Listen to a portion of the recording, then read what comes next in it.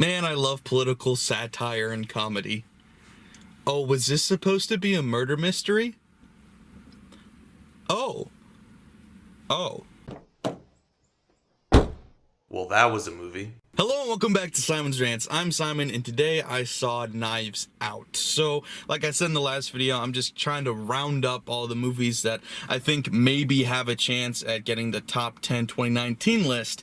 And so I know this is a little bit late, but I had to see it because it got mostly positive reviews. I know people who saw it and liked it, so I had to get out and see it. So I know I'm late. But, yeah, I'll just get into spoilers right away this time, so if you haven't seen it yet for whatever reason, just don't watch this one. I'm gonna go ahead and, just dive right in with it. So, this isn't good. And it's just, it's not clever either. Like, I figured out a good portion of the mystery from watching the trailer. Like, watching the trailer, I had two things in my mind. One was that the whole family's guilty. It's like a Clue type scenario and everybody's the bad guy. Either they all killed him together or he's framing all of them because they're all bad in some way. That was scenario one, and the other option was that Chris Evans is actually the bad guy, even though they're really harping on it in the trailer that he's the bad guy. Maybe it's like they're trying to make it so obvious that you won't guess it. Those were the two options right away, and so you got that immediately from the trailer. And then throughout this movie, everything's really obvious before it happens, except for, I'll say, the one thing that's not really obvious is that they reveal the majority of the mystery in the first half. I get it, there's a second mystery for the second half, but like, there could have been so much more you could have done with suspense here, having that twist happen later in the movie, but instead you've got this huge lull in the middle where you're just bored out of your mind thinking, we solved this mystery, now it's just a comedy. And yes, I get that there was more mystery because for a while you're thinking, oh well, she accidentally killed him so he killed himself and now she just has to evade the detective, and then it turns out that she didn't actually kill him, he killed himself because Chris Evans tried to kill him. And so yes, I get that there was more to it, but you spend so much time in this movie bored out of your mind unless you enjoy the comedy in this movie, which I did not. This is the lowest form of Marvel humor in this movie. Oh, and then you throw in barf humor, potty humor, because in case you find people throwing up on other people's faces funny, this movie's for you. I don't get that. Who finds that funny? Who enjoys that? Why? I haven't seen any other Rian Johnson movie because I didn't see the Star Wars, I didn't see Looper, he's done a couple other things. I haven't seen any of them, so this is my first impression and I have no desire to watch another one of his movies. It came off as pretentious, it thought I was much smarter than it was extremely predictable, the humor was really predictable and basic, and other than Christopher Plummer, I didn't enjoy any performance in this movie.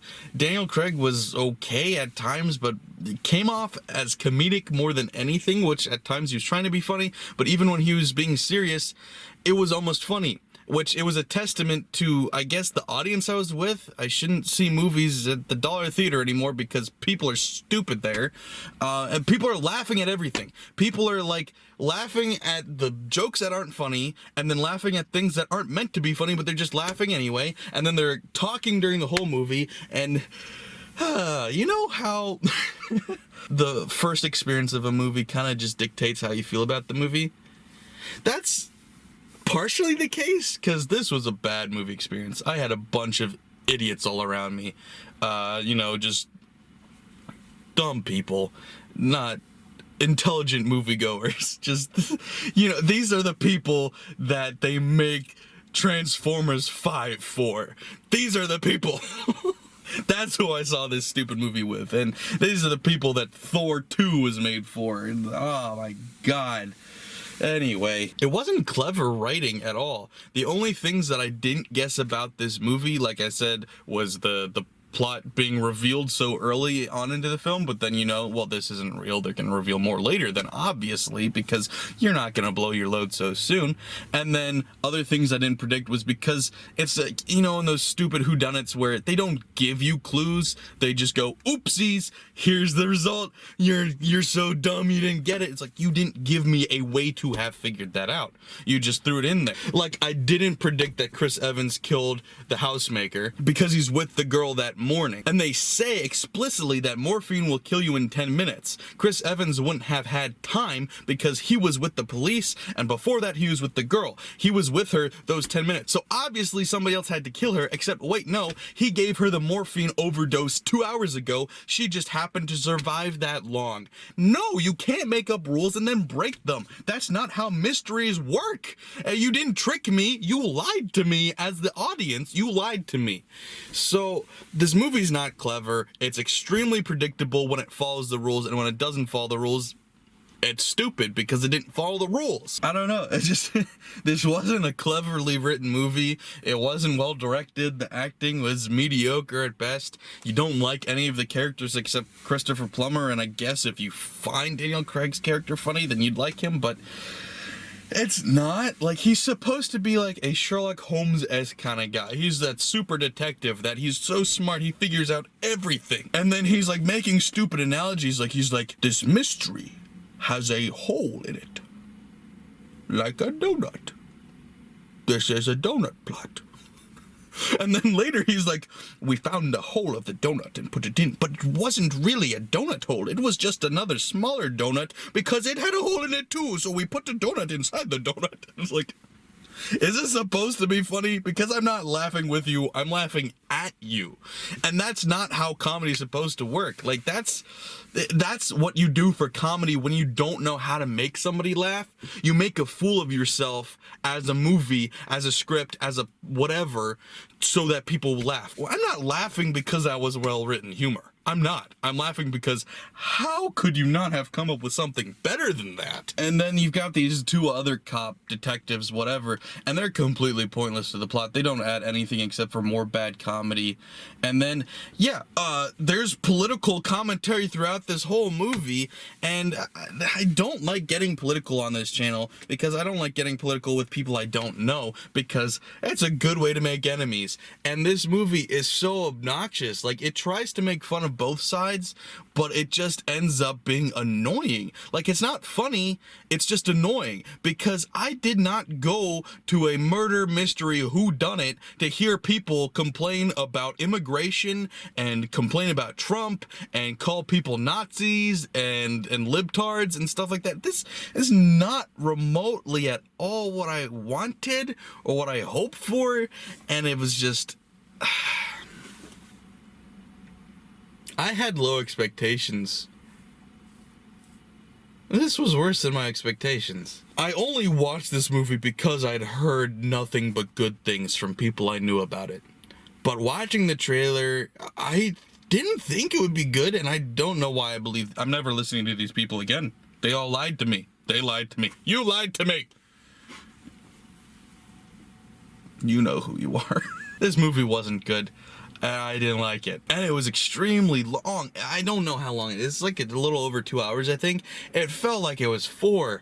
And believe me, I've watched 4-hour-long movies, and I was more entertained by some of those. This is, God, I was so bored, especially during that middle section. And then when they start going off explaining it at the end, it's just like, you could have made this so much better. Like, I'm coming up with better plots and better explanations in my theories as I'm watching it than what they actually did. More clever stuff, more interesting stuff, more in-depth stuff than what they came up with. What their plot is boring. It was so predictable and bland and ugh. They even referenced clues, so that made me optimistic that they were going with the, well, everybody's the bad guy ending, because that's one of the endings in Clue. So I was like, maybe I was right, and I would have been much happier with that ending than them going with the reverse psychology ending of having Chris Evans be the bad guy. But gosh, and then when they're going and explaining the plot, you know how they do it in these mysteries or these plot twist movies. They have to go back over every event to show how clever they are. Yeah, it works and it's great when you're actually clever. When you're not, it's just like, yeah, I got it. Thanks for telling me again, because I got it a while ago. Every little moment of this movie is predictable, like switching the drugs. Called that. Fake knife. Called that. He killed himself. Called that. Everything about this movie, predictable. Everything. Everything. Except for the stuff they blatantly lied to you about. And that's the only way that they got it past me, was that they lied to me. So I don't feel like, I'm not happy that I was tricked, because I wasn't fooled. I was just blatantly lied to. I enjoy intelligent movies. I do. I'm not just sitting here butthurt because I didn't solve the mystery all the way, even though I solved most of it. I'm not just mad that I didn't figure out all the pieces. I love movies that outsmart me. I love movies that trick me. This didn't do either of those. It just said, hey, look at this. This is this. No, it's not. I lied. Yeah, fooled you. No. So, yeah, like I said, I went to the Dollar Theater for this movie, and I feel like I paid too much to watch this. Oh, so it's not making the list, in case you couldn't figure that much out. List coming soon, by the way, next day or two. Oh, golly, I didn't like this movie. I don't know what else to say about it. Like, it was just boring, filled with bad comedy. Annoying characters. Like, I get it, the characters were supposed to be annoying, but you can't fill a movie with only annoying characters and then expect me to enjoy it, because every character, save for the main character and then Christopher Plummer, was so annoying.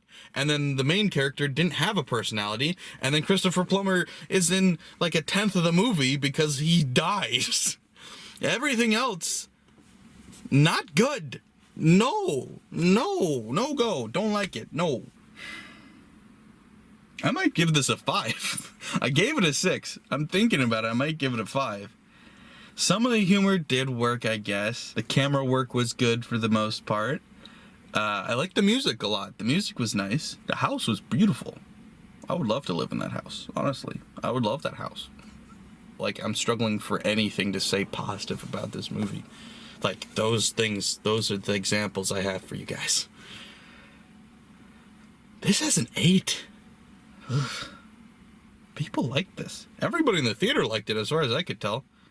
They were all laughing up a storm. I don't know. That was not my cup of tea. So, I guess that's really all I have to say about it. Like, I don't know. Like, I could sit here and just complain more about it, but it's not like it did several things wrong throughout that I can like point to. It's just fundamentally everything is wrong. It's like having a comedy but none of the jokes land. If you have a mystery and it's bad, then the whole movie's bad, and then you throw in a bunch of jokes that aren't funny, and that just makes it worse.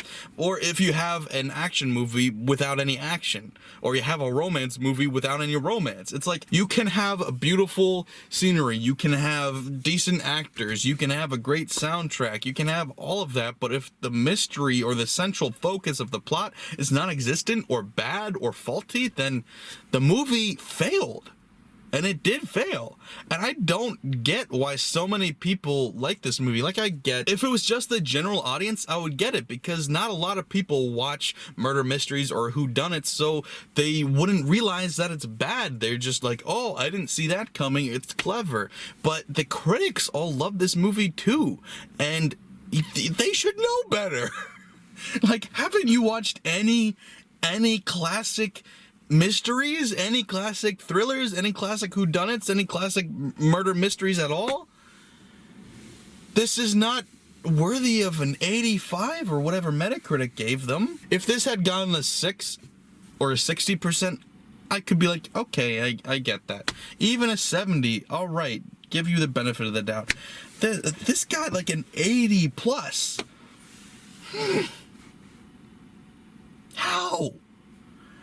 I am, between this, Uncut Gems, The Lighthouse, and people's insistence that The Irishman was a classic, not to mention the amazing trailers for, Boss Lady or whatever the hell that movie was called. There were some awful trailers before this movie. I'm losing my faith in the film industry right now. Well, thanks for watching, guys. I hope you enjoyed my rant. If you liked the movie, you know what? Good for you, though. Hope you had fun. But please check out some more well-written murder mysteries and whodunits. There's plenty. Even comedies. If you want comedy murder mysteries and whodunits, check them out too. Pink Panther, any of those. Well, not any of those, but the original ones. They have better mysteries than this, and they're way funnier. Or you could check out, like the Thin Man, or you could check out Murder, He Says. Now, that's not nearly as much of a mystery, but it's a great movie, and it's very funny. Because if you watch the good stuff, and then you watch this, it's not good. This is not that. This is not... No. Okay. That might be the thumbnail right there. Alright, well, yeah, so top 10 list coming out soon, and then also doing a top 10 anticipated movies for next year list. So be ready for those. Thanks for watching, guys. If you're new here, please subscribe. Bye.